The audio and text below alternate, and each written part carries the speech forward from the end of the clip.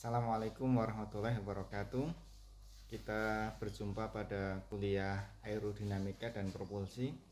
Pada semester ini kita akan menyelenggarakannya sangat spesial, yaitu dengan cara online.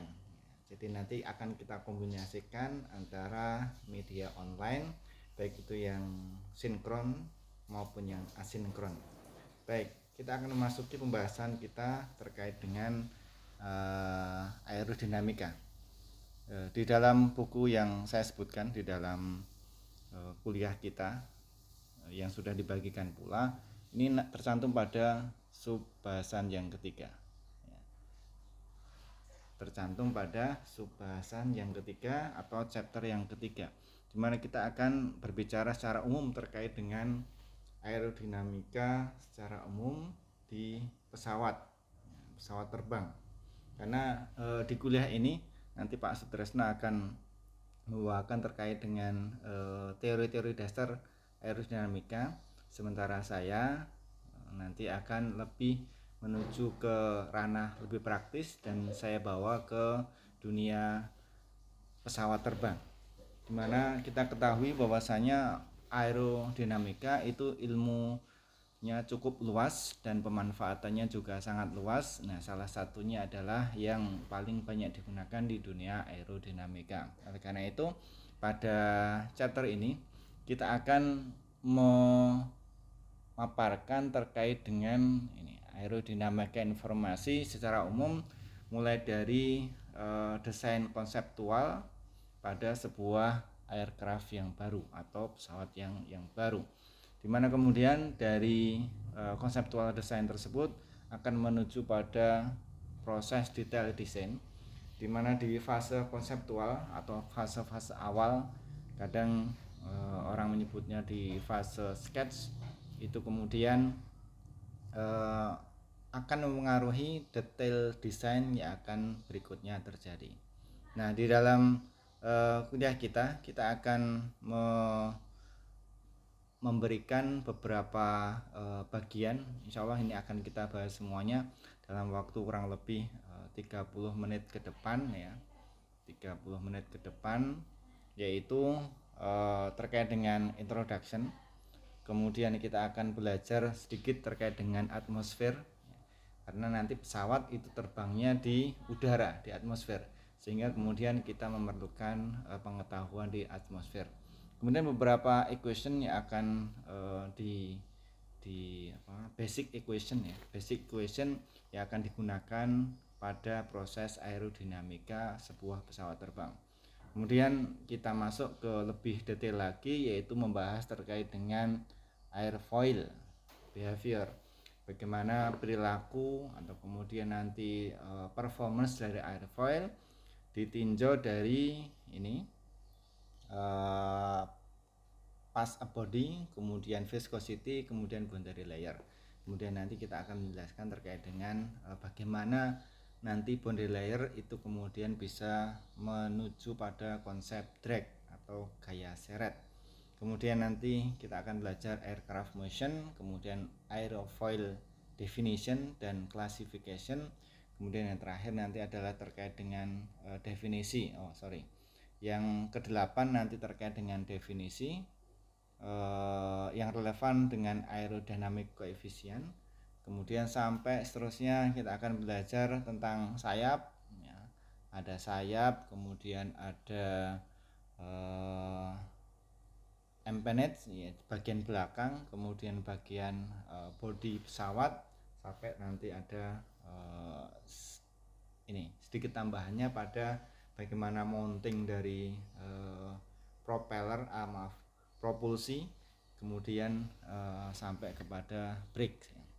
Jadi ini akan kita lalui secara cepat tentu saja, karena nanti kita harapannya teman-teman sekalian, saya memanggilnya teman-teman atau para mahasiswa sekalian, bisa mengikuti kuliah ini dengan baik ya. Itu kemudian ya, sebagaimana diketahui bahwasanya aerodinamika itu adalah merupakan ilmu yang mempelajari terkait dengan aero yang berdinamik. Jadi sebuah fase dari zat yang kemudian berdinamika. Kita mengetahui di dunia ini, di alam semesta ini, zat itu secara umum terbagi menjadi 3, yaitu adalah solid, kemudian gas, dan liquid.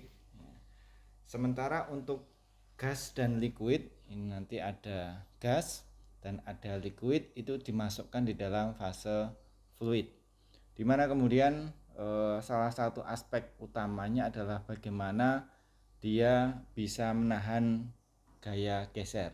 Ya, ini. Ketika kemudian gaya gesernya itu jadi di sini disebutkan bahwasanya semua fluida itu memiliki form of viscosity, memiliki bentuk dari sebuah viskositas, di mana udara itu memiliki relatively low viscosity yang lebih rendah dibandingkan dengan liquid. Ya. Kemudian untuk air ini, untuk udara ini, mathematical modeling of viscosity-nya itu lebih susah karena bentuknya yang kemudian selalu berubah-ubah dan sifatnya yang sangat sensitif. Sementara pada liquid, maka kemudian dia relatif lebih mudah karena rho-nya dianggap konstan. Nah, di sini kemudian dibagi menjadi 2 seperti itu. Ketika kemudian ditinjau dari viscosity-nya, ini di sini du per dy-nya itu, nah, itu kemudian ketika dia mengalir, kemampu alirannya itu tergolong lambat, maka ini adalah contohnya adalah tar. Kemudian yang tergolong cepat itu nanti adalah udara dan water. Sementara yang tergolong cepat sekali itu adalah misalkan helium. Ya, helium. Nah, kita tidak membahas yang 2 ini, tetapi kita akan nanti masuk kepada air sama water, udara dengan air, dimana secara umum nanti wujudnya adalah liquid dan gas. Jadi di situ ada liquid dan gas itu volumenya adalah bisa didefinisikan. Ketika Anda memiliki ruangan, itu kemudian dia akan memenuhi ruangan tersebut dan kemudian bisa kita definisikan secara kasat mata. Sementara kalau yang gas itu tidak, atau kemudian no definite volume-nya. Kemudian sifatnya ini adalah incompressible, rho-nya itu adalah konstan, sementara yang di sini adalah compressible. Nah, di kedua-duanya itu ada konsep ideal dan non ideal atau real. Dimana kalau di liquid maka kemudian idealnya itu adalah inviscid, jadi viskositas itu kemudian dianggap konstan, ya, atau kemudian tidak ada viskositas atau dianggap konstan. Artinya kemudian suku dari viskositas itu kemudian dihilangkan dari perhitungan kita. Sementara yang real jelas aspek viskositas itu selalu ada. Nah, kita nanti akan berbicara terkait dengan 2 hal ini, liquid sama dengan gas. Nah, seterusnya adalah sebuah pesawat itu kemudian bisa terbang dan kemudian terjaga maintenance, dia tetap berada pada udara, maka dia memiliki yang disebut sebagai namanya aerofoil atau airfoil. Jadi ini sebutannya kalau di buku ini dia aerofoil, sementara di buku yang lain yang lebih populer itu disebut sebagai airfoil, di mana faktor utamanya agar kemudian terjaga sebuah benda itu bisa terbang, maka dia harus bisa melawan gravitasi, maka harus kemudian memiliki gaya lift atau gaya angkat. Ya, di sini sehingga disebutkan bahwasanya the secret of lift, maka itu ada pada bagian utamanya, yaitu adalah aerofoil. Kemudian untuk meminimalisir drag, maka kita bisa mempertimbangkan bentuknya agar kemudian gaya seretnya menjadi semakin kecil atau kemudian kita sebut sebagai streamlining ya. Jadi semakin mendekati streamline yang ideal, maka gaya dragnya juga semakin kecil ya. Nah, di New Aircraft ini, seorang desainer dari New Aircraft atau seorang engineer dari sebuah desain pesawat terbang harus mengetahui ya, di mana pesawat itu terbang melalui sebuah media yang kita sebut sebagai air tadi atau udara. Oleh karena itu, udara itu kemudian memenuhi atmosfer kita di atas bumi, kita ada atmosfer, maka kemudian kita akan belajar terkait dengan atmosfer ini. Nah, secara umum atmosfer kita bisa dilihat dari tabel ini, walaupun kemudian kita bisa merujuk pada ini konsensus yang telah dicapai pada ISA ini ya. Jadi International Standard Atmosphere ini singkatannya bisa dilihat di bagian awal buku ya. Bagaimana singkatan-singkatan dan kemudian simbol. Secara umum kita akan bisa melihat bahwasanya ini ke atas itu adalah altitude, kemudian ke sini itu nanti ada beberapa parameter, diantaranya adalah temperatur, ada speed of sound.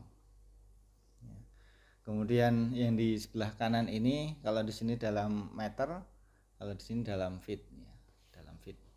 Nah, kemudian garis-garisnya ada banyak yang berubah di sana, sehingga semakin ke atas itu nanti ada parameter-parameter yang berubah. Misalkan ini terkait dengan densitas, maka pada lapisan-lapisan, jadi di sini disebutkan bahwasanya atmosfer kita itu ibaratnya sebuah blanket yang ditumpuk selimut yang ditumpuk-tumpuk. Ketika Anda bisa membayangkan selimut yang ditumpuk-tumpuk itu, maka bagian bawah itu yang mengalami tekanan yang lebih tinggi dibandingkan atasnya. Kemudian densitasnya juga sama, di bagian bawah itu relatif lebih tinggi karena dia menumpuk beban-beban di atasnya, itu menjadi relatif lebih tinggi. Tapi perilakunya nanti akan sangat menarik sekali ya. Jadi misalkan ini tadi densitas itu dimulai dari sini ya. Kemudian ini titik 0 sea level, kemudian semakin naik maka densitasnya linear semakin menurun. Kemudian pada titik tertentu yaitu di daerah stratosfer, ini disebut stratosfer, itu kemudian dia naik lagi. Menurun, kemudian ini sudah terputus di sini. Kemudian yang atas itu adalah yang densitas ya. Saya hapus dulu ya, ini tadi densitas, kemudian ini tadi adalah viscosity. Sehingga menariknya adalah seperti itu. Kemudian misalkan temperatur itu juga perilakunya mirip dengan density. Dia kemudian menurun, kemudian suatu saat konstan dan kemudian naik, kemudian menurun lagi. Temperatur, speed of sound juga mirip seperti itu dan lain sebagainya. Nah, garis-garis itu ternyata mengikuti sebuah layer, sebuah lapisan-lapisan yang kemudian oleh ilmuwan itu secara umum dia terdiri dari 3 bagian. Yang pertama adalah yang standar, bisa diprediksi, artinya kemudian perubahannya standar. Kemudian di sini perubahannya tentatif, dan kemudian di sini sifatnya spekulatif. Nah, kemudian dari 0 sampai 1000 atau 11.000 ya, tepatnya 11.000 meter dari atas permukaan air laut itu disebut sebagai troposfer. Kemudian di atasnya lagi tropopause, stratosfer, dan seterusnya. Nah, biasanya pesawat itu tidak lebih tinggi terbangnya dari sini ya, dari troposfer dan tropopause ya. Kalau sudah di atas itu mungkin beberapa roket antar benua atau beberapa pesawat yang memang ditujukan untuk ke luar angkasa ya. Sehingga di sini kemudian kita bisa mempelajari ternyata perilaku dari atmosfer itu berubah-ubah sesuai dengan ketinggiannya. Dan saja ini akan kemudian menjadi pertimbangan seorang engineer atau seorang desainer sebuah benda terbang untuk dipahami. Nah ini standar konsensus dari ISA tadi itu bisa didapatkan kalau dari 0 meter atau sea level itu propertiesnya seperti di sini. Kemudian nanti ada ya ini jadi batasnya adalah 11 km itu disebut sebagai troposfer. Kemudian di atasnya itu adalah tropopause ya. Kemudian troposfer, kemudian stratosfer dan seterusnya itu ya. Nah di sini troposfer sampai 11, kemudian di atasnya itu up to 11 km, kemudian tropopause itu sekitar 11 km sampai 20, dari 20 sampai 47 adalah stratosfer. Di pembagiannya agar kemudian nanti bisa dilihat bahwasanya ada garis-garis perilaku dari properties itu yang dia linear, sehingga kemudian bisa dilihat bahwasanya misalkan temperatur itu linear, maka kemudian rumus yang kemudian bisa dipakai adalah ya ini misalkan temperatur ini sampai up to 11 km itu rumusnya adalah seperti di sini di linear. Anda kemudian bisa memasukkan 288,15 dikurangi dengan 0,0065 dikalikan dengan ketinggiannya, altitude-nya, maka dapatlah temperaturnya. Karena sifatnya konstan. Perilakunya berubah lagi ketika dia sampai 47. Nah, kemudian angkanya berubah lagi. Nah, jadi teman-teman sekalian atau para mahasiswa sekalian bisa melihat perilaku tersebut. Demikian juga semakin ke atas maka viskositasnya juga akan berubah, gravitinya juga akan berubah, dan lain-lain akan berubah ya. Seperti itu. Jadi perlu dipahami bahwasanya nanti ketika merancang atau kemudian membayangkan benda terbang itu perilakunya akan berubah-ubah sesuai dengan ketinggiannya. Itu adalah atmosfer. Berikutnya adalah terkait dengan fundamental equation. Ini sebenarnya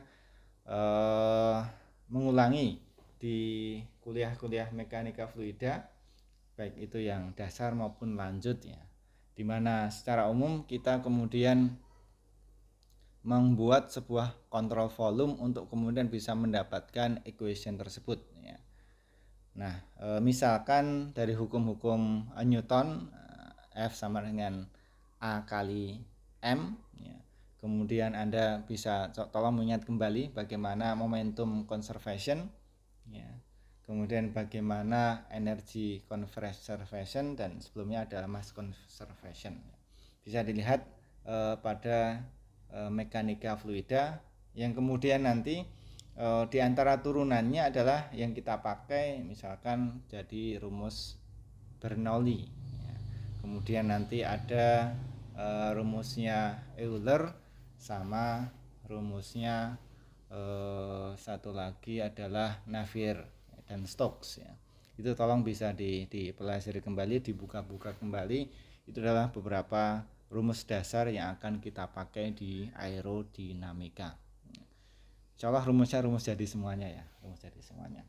Bisa melihat, mudah-mudahan ini insyaallah ini kurang lebih 30 sampai 40 menit kuliah kita ini secara segmentasinya, dan akan kita coba tepat waktu. Berikutnya adalah sama seperti mungkin sudah disampaikan juga di kuliah sebelumnya, bahwasanya ketika benda terbang itu yang kemudian kita spesifik pada sebuah aliran fluida, ini saya gambarkan di sini, kemudian melewati sebuah benda itu bisa bulat apapun bentuknya, atau kemudian bisa seperti airfoil, Maka kemudian di sana ada pembatasan-pembatasan terkait dengan ya, karena fluida itu idealnya adalah viskos, jadi inviscid ini does not exist, maka kemudian akan berinteraksi antara fluida dengan permukaan atas dari benda-benda ini ya, seperti itu, sehingga kemudian akan ada fenomena bagian-bagian yang laminer dan bagian-bagian yang turbulen ya. Nah, yang kemudian mengulik atau kemudian melakukan eksperimen dan riset lebih mendalam untuk memahami bagaimana gaya hambat atau resistance yang kemudian disebabkan oleh adanya viskositas ini, itu dilakukan oleh Navier di France, di Prancis, dan Mbah Stokes di England itu ya. Berikutnya menjadi sebuah Navier-Stokes equation. Berikutnya di tahun 1904 ada Prandtl, akan ketemu nanti angka Prandtl. Hingga hari ini kemudian kita lebih banyak nanti mengaplikasikannya di dunia CFD. Secara umum seperti ini ceritanya. Ini akan mengulang beberapa, ini mungkin Pak Tresno juga akan menampilkan gambar ini. Secara umum ketika ada aliran ini free stream ke arah kanan ya, kemudian ini ada pelat ya, bisa pokoknya benda, maka kemudian karena di atas ini itu terjadi gaya hambat, maka kemudian tepat pada permukaan itu kemudian ada kecepatannya menjadi 0 ya. Ini yang kemudian nanti disebut sebagai no slip condition ya. Jadi di tepat di permukaan benda ini tidak terjadi slip, artinya kemudian U kecepatan ke arah X itu sama dengan 0. Kemudian baru semakin ke atas dia akan semakin tinggi. Nah, di sini itu ada daerah laminer yang kemudian beberapa literatur mengatakan itu sampai pada Reynolds number-nya sekitar 20.000 ya, atau lebih sedikit ya. Maka kemudian di sana ada masa transisi ketika kemudian Reynolds number dibesarkan dan akhirnya kemudian terjadi turbulensi. Nah, ini saya kira pengulangan, dan bagaimana mencari Reynolds number itu juga silahkan dibuka kembali. Dia adalah merupakan sebuah bilangan yang tergantung dari densitas, velocity, dan panjang. Kalau ini kemudian sebuah plat ya, panjang, dan kemudian dibagi dengan coefficient of viscosity. Sehingga secara umum kalau secara fisik itu adalah merupakan inertia force dibagi dengan viscous force. Anda bisa melihat Reynolds number itu akan membesar ketika inertial force-nya semakin besar. Tetapi sebaliknya Reynolds number akan mengecil ya, atau akan melambat ketika kemudian secara visual dan fisik itu akan melambat ketika viscous force-nya semakin besar. Jadi bisa dilihat hubungan seperti ini. Nah, lebih detail lagi, surface itu kalau di zoom lebih besar lagi, dia terdiri ada kekasaran permukaannya ya. Maka kemudian seolah-olah ya, ini ada molekul-molekul udara, dalam hal ini adalah udara, yang kemudian terjebak di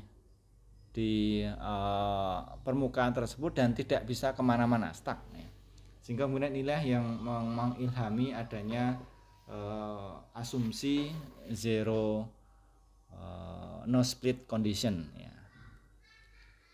Di sini ya, no slip condition. Baru kemudian setelah ke atas itu kemudian ada kecepatan ke sana semakin besar sampai ke free streamnya. Nah, itu yang kemudian terjadi. Nah, fenomena ini itu tidak terjadi di semua udara, tetapi ada semacam batasannya.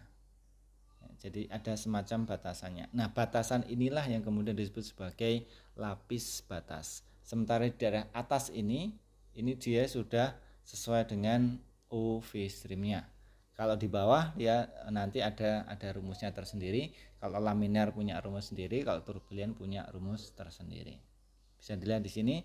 Jadi nanti fenomena ini akan kemudian membuat ya, jadi misalkan ini BL ini boundary layer profilnya. Kalau laminar itu dia seperti ini, kemudian kalau turbulen itu menjadi seperti ini. Ini nanti sesuai dengan beberapa parameter yang tadi membuat antara misalkan kekasaran permukaan, properties, fluida dan lain-lain. Ya, itu terkait dengan laminar dan turbulen. Nah, ketika kemudian fenomena turbulen ini dipelajari lebih lanjut, maka kemudian kalau dilihat dari kepentingan aerodinamika, maka kemudian benda terbang itu menginginkan agar aliran fluida yang mengalir di sekitar benda terbang tersebut itu tidak terjadi separasi secara umum. Walaupun nanti ketika teman-teman masuk ke dunia lebih dalam lagi, itu juga memerlukan terjadinya vortex generator atau spiration generator. Kita lihat ini keliru ya. Jadi figure 3.6 itu seharusnya dia airflow pas silinder. Sementara kalau yang ini kebalik. Nah, sphere flow pass sphere. Kalau yang ini seharusnya dia flow pass airfoil. Oke, ya. Nah, bisa dilihat bahwasanya ketika udaranya itu mengalir pada kondisi P1 sama dengan P2, artinya kemudian dia kecepatannya karena beda P-nya itu tidak terlalu banyak, maka kemudian kecepatannya relatif rendah, maka dia alirannya mengalir dan menempel sempurna, menempel terus-menerus kepada benda yang bulat ini.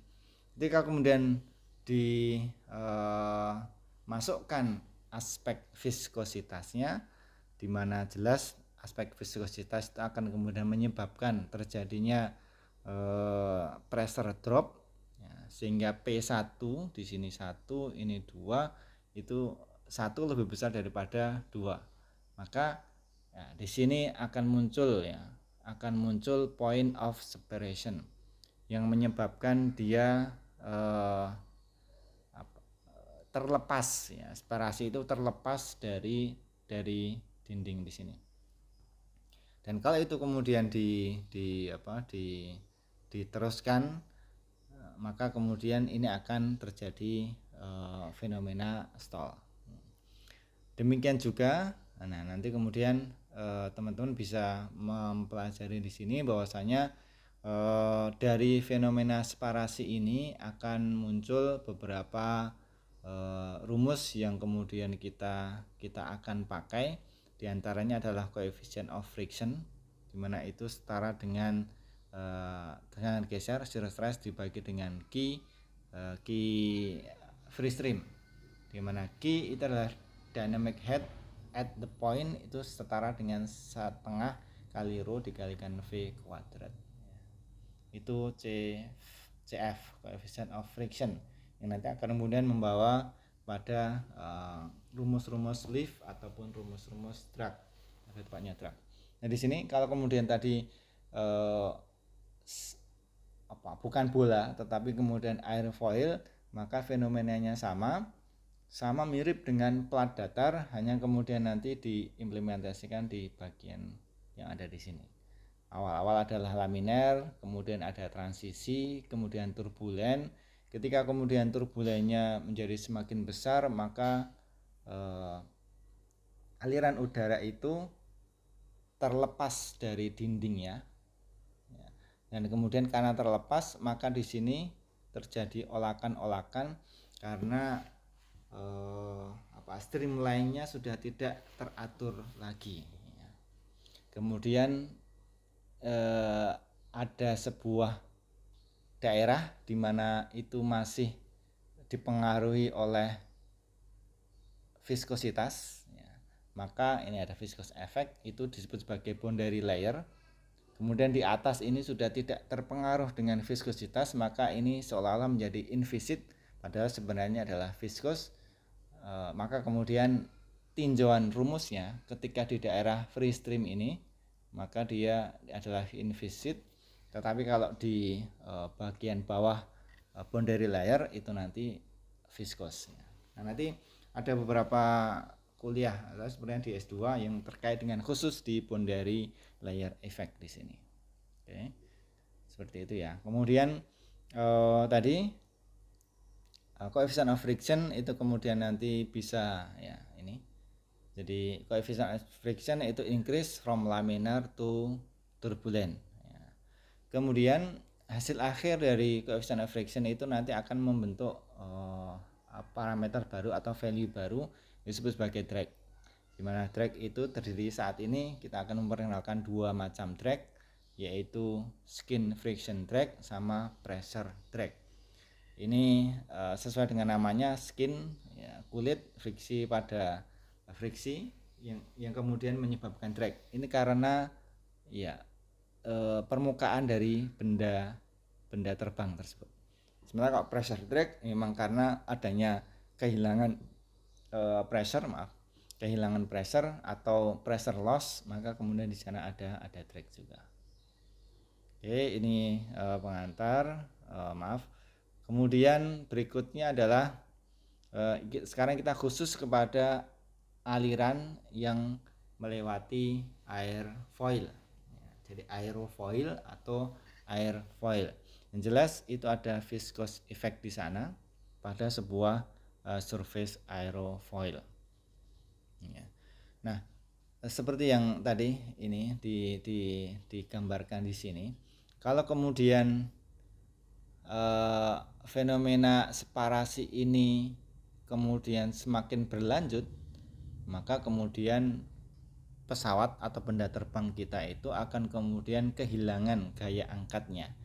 Nah, ketika kehilangan gaya angkat, itulah yang kemudian disebut sebagai stall. Ya. Di sini ada stall ya. Jadi ketika kecepatan minimum sebuah benda terbang atau bisa pesawat atau apapun itu sebelum terjadinya stall, maka itu disebut sebagai stalling speed. Stalling speed. Fenomena terjadinya stall itu ada banyak ragamnya. Yang jelas nanti ada yang kemudian dimulai dari belakang seperti ini, dimulai dari trailing edge ya. Nanti kita akan belajar depan ini adalah leading edge, kemudian yang belakang ini adalah trailing edge. Nah, kita lihat di sini olakan-olakannya dimulai dari belakang kemudian menuju ke depan. Nah, itu yang biasa disebut sebagai gradually stall. Baik. Jadi di sini kita bisa mengenal itu. Kemudian berikutnya adalah aircraft motion and force. Ya. Jadi pesawat ini berbeda dengan benda transportasi yang di darat. Ya. Kalau di darat dia menginjak tanah atau melihat ke media, maka kemudian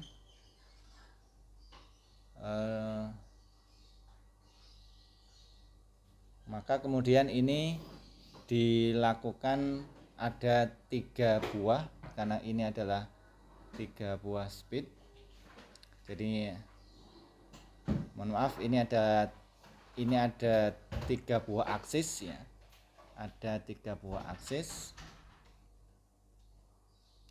Yang pertama sumbunya adalah X, kemudian sumbu Y, dan ini adalah sumbu Z.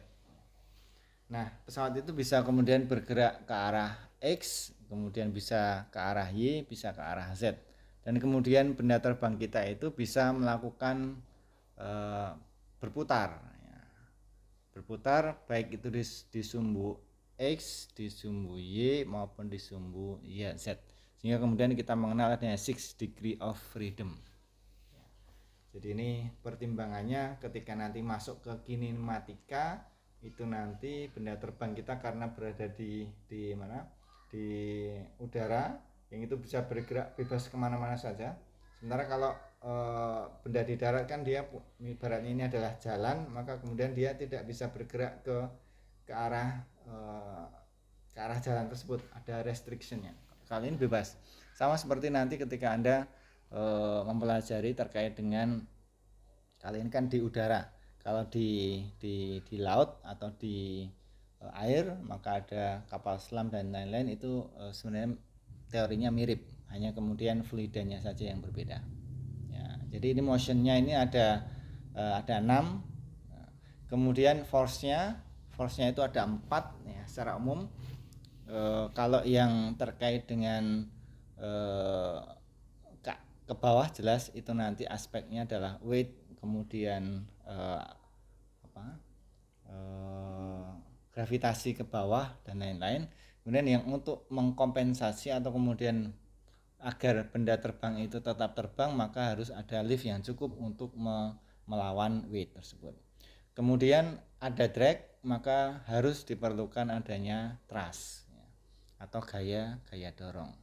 Nah di sini kita akan melihat ada gaya-gaya yang membuat dia berputar, rolling ya.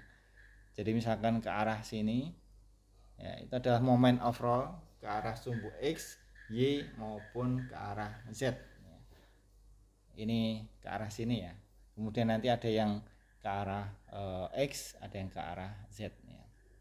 Nah di situ yang kemudian kita bisa melihat adanya linear visco velocity, kemudian ini UVW sepanjang X, Y dan Z, kemudian ada angular velocity itu searah, kalau P itu ya di seputar X aksis, kalau G itu Y aksis, R itu adalah Z aksis, dan seterusnya.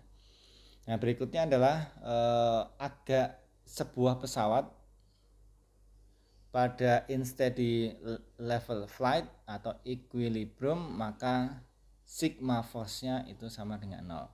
Jadi yang 4 ini tadi, lift, weight, kemudian drag dan thrust itu sama dengan 0. Sama dengan 0 itu nanti ada 2 kondisi, apakah dia itu kemudian diam atau kemudian dia bergerak dengan kecepatan konstan. Berikutnya adalah aerofoil atau airfoil. Kita akan melihat bagaimana bagian-bagian dari airfoil. Nah, airfoil itu secara umum bentuknya ya, dia harus kemudian bisa mengalihkan gaya lift untuk melawan adanya gaya berat, maka kemudian bentuknya ini khusus.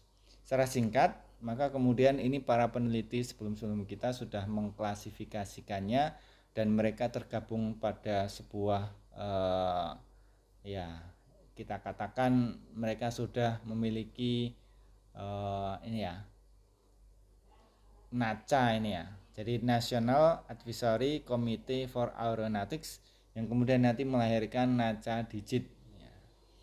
Ada yang 4 digit, ada yang 5 digit, dan ada yang 6 digit. Kalau 4 digit, maka misalkan ini ada NACA seri sekian, maka itu memiliki makna-makna bahwasanya digit pertama itu adalah maximum chamber position in percentage of chords ya, chord ya. Kemudian kalau yang digit kedua itulah maximum thickness, ketebalan maksimum dari maximum chamber pada 1/10 of chord. Apa itu chamber, apa itu chord, apa itu thickness, maka kita akan lihat lebih lanjut lagi. Kemudian yang 2 digit terakhir itu adalah maksimum T/C rasio pada persentase chord. Ini bisa dilihat, jadi chord line itu adalah mulai dari ujung depan disebut sebagai leading edge, kemudian ujung belakang adalah trailing edge, kemudian ditarik garis lurus itu adalah chord line. Sementara kalau ini airfoil itu kan membentuk kurva ya. Jadi ini nanti thickness diukur, kemudian diambil tengah-tengahnya ya. Nah tengah-tengah itu ketika dihubungkan, maka dia akan membentuk min line atau disebut sebagai chamber line. Disebut sebagai chamber line. Itu yang kemudian nanti akan dipakai di terminologi tadi. Kalau 5 digit itu juga mirip-mirip, tetapi kemudian ditambahkan yang digit keempat ini ya, D spesial. Kalau 0 berarti dia straight, kalau yang 1 itu adalah inverted. Inverted. Kemudian ada 6 digit. 6 digit itu adalah misalkan seperti ini. 6321212. Ini maksudnya adalah 6 series ya. Jadi nanti kelompokannya itu nanti ada di pengelompokan 6, kemudian 3 di depan itu location of minimum CP ya. P pressure. Kemudian subscript 2 itu adalah half width of low drag bucket in 1/10 of CL. Ini coefficient of lift, ini coefficient of pressure. Kemudian yang lainnya nanti bisa dilihat. Secara umum yang akan dipakai banyak itu adalah yang 4 digit dan 5 digit.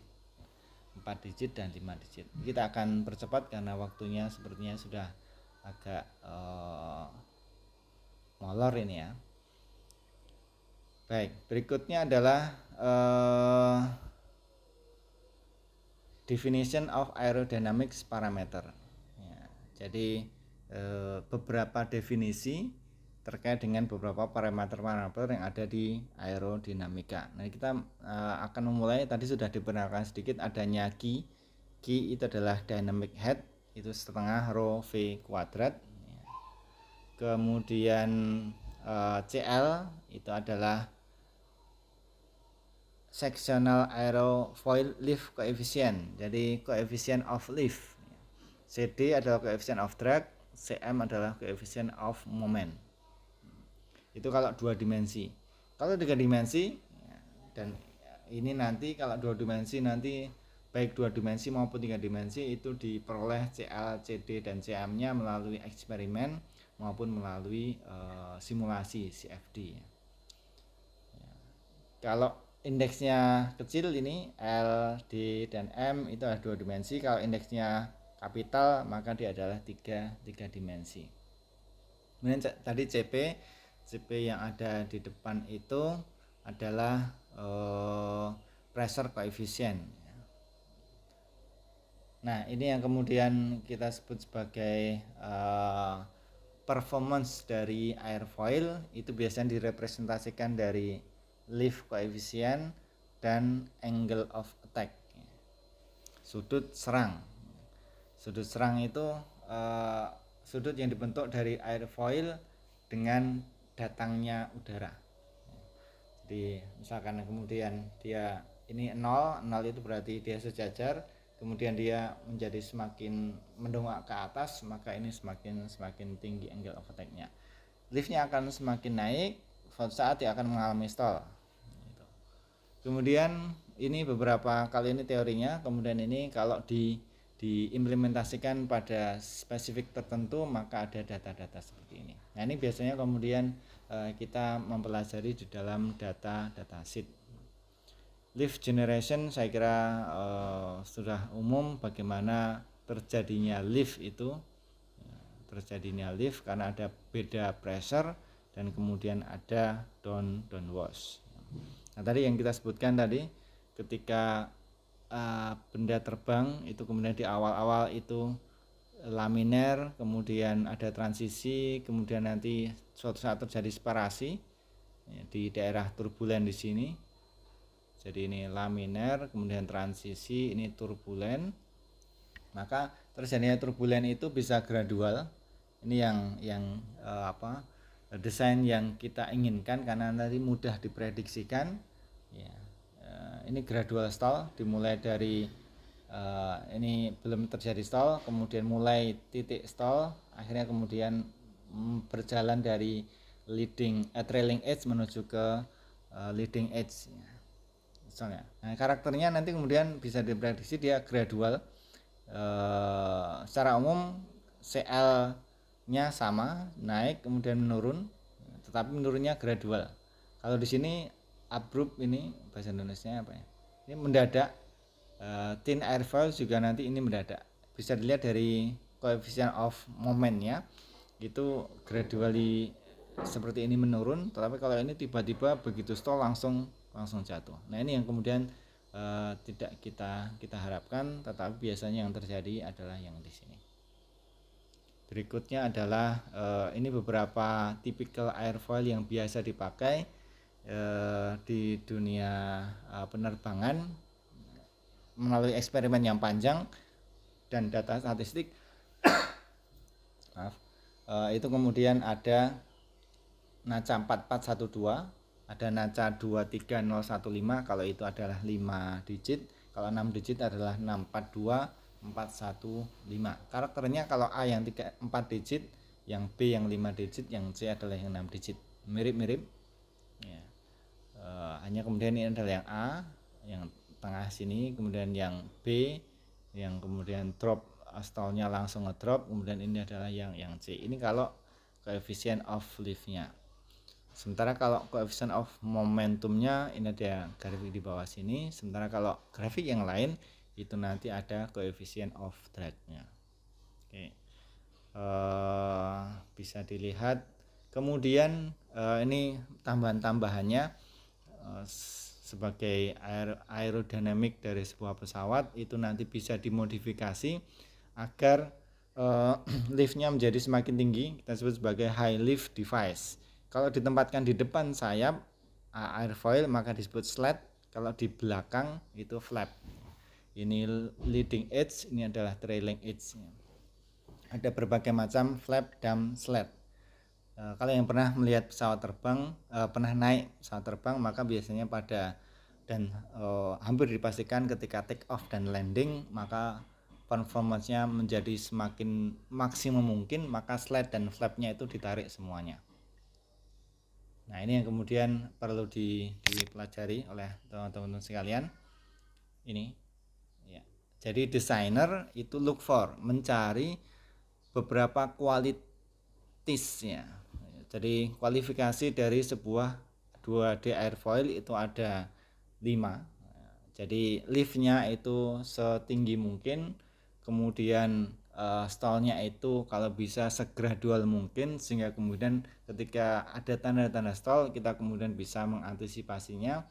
Kemudian liftnya itu setinggi mungkin tetapi juga secepat mungkin ya, sehingga kemudian dengan waktu yang lambat itu bisa dihasilkan lift yang tinggi. Kemudian drag-nya jelas kita pengen kecil, dan kemudian CM-nya itu adalah membuat nose down moment itu menjadi positive chamber, sehingga pesawat itu stabil dan tidak terjungkal. Jadi ini 5 karakteristik yang harus dipahami oleh seorang desainer atau seorang engineer untuk merancang pesawat terbang.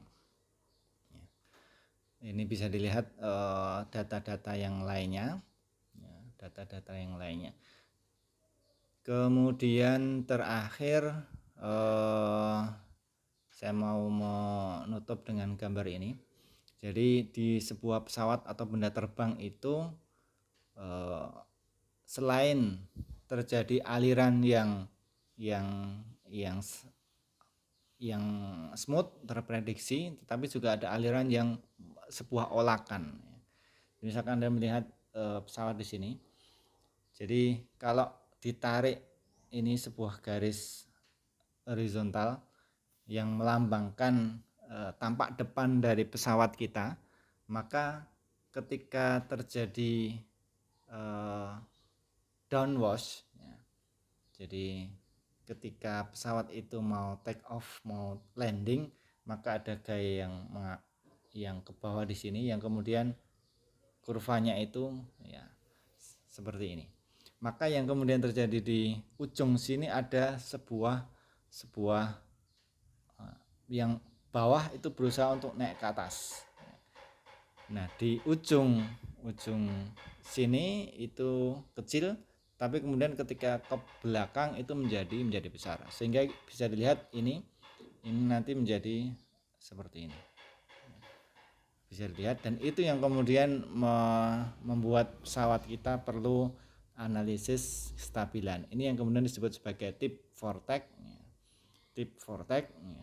yang kemudian bisa diantisipasi dengan adanya winglet, adanya winglet pada airfoil ya. Nah kemudian beberapa istilah nanti silahkan dibaca sendiri, dan kita akan diskusikan pada pertemuan sinkron. Insya Allah kalau tidak memakai Webex ya kita nanti akan memakai Google Meet. Ini yang beberapa hal yang ingin saya bicarakan pada kuliah kita pekan ini, minggu ini. Mudah-mudahan para mahasiswa sekalian, teman-teman sekalian bisa mengikuti. Sengaja ini kita usahakan satu pekan atau satu minggu itu bisa menyelesaikan satu chapter dari buku referensi yang kita berikan. Mudah-mudahan bisa dipahami. Kalau nanti tidak atau ada hal-hal yang kurang jelas atau ingin dikonfirmasi, ditanyakan, bisa ditanyakan ketika kuliah sinkron atau tatap muka secara online. Demikian dari saya, kurang lebihnya mohon maaf. Saya tutup. Assalamualaikum warahmatullahi wabarakatuh.